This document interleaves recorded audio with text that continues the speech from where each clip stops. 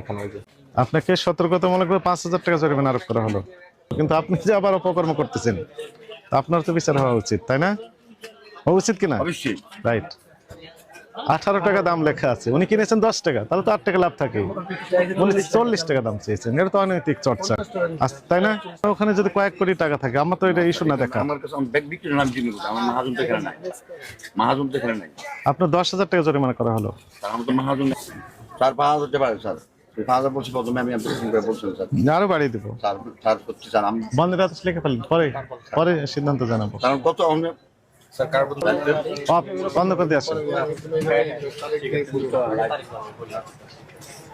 আস্তে টাকা নিয়ে আসতেছি স্যার, 10 টাকা নিয়ে আসতেছি। লেখা হয়েছে আপনার প্রতিষ্ঠানটি জনস্বার্থে পরবর্তী নির্দেশ না দেওয়া পর্যন্ত সকল ক্রয় বিক্রয় কার্যক্রম বন্ধ থাকবে। আপনি লাইট ফ্যান অফ করে দিয়ে চলে আসেন, আমরা এই আদেশ লিখে ফেলেছি, এখন দিয়ে দিব আপনাকে লিখিত।